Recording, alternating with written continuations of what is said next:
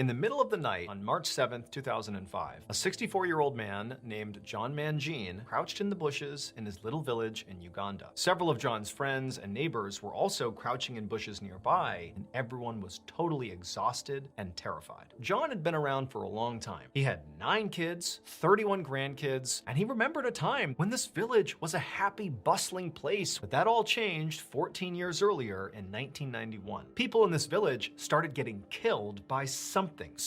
Randomly, people would just go missing and then turn up horribly mutilated and deceased, or people just vanished and were never seen again. 83 people from this village had been killed and nobody knew why. People in this village began to think that clearly a demon is responsible for this. In 2005, the tipping point was a little boy went missing in the village one morning, and so John very forcefully rounded up some people in the village and he told them, tonight we are going to set up a stakeout and wait for this demon, this creature, this person. We are going to catch them in the act and put an end to this thing. That night, they headed to this area in their village called the butchery. They had named it that because the majority of the 83 people who had been killed, they were either found roughly in that area, or that's where they were last seen before they vanished. And the butchery was actually basically right next to this lake that sort of sat right next to the village. They make their way over to the butchery, and they each climb into these tall bushes, and they all crouch down, and for hours they just sat there waiting for something to happen, and nothing happens. And so after 6 days of this, where they have seen nothing, John rallies the people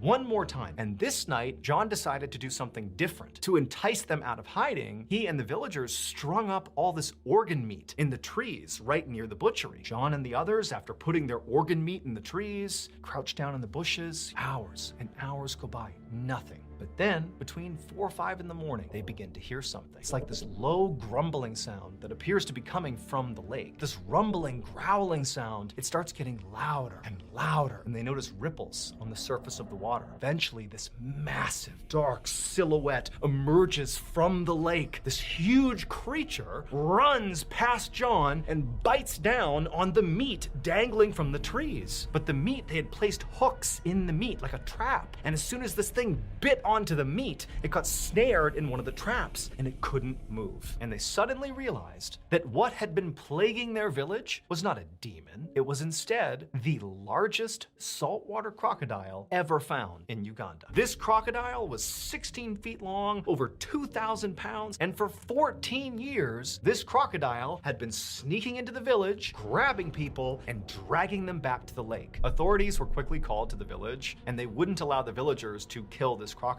as much as they wanted to. Instead, the crocodile was relocated.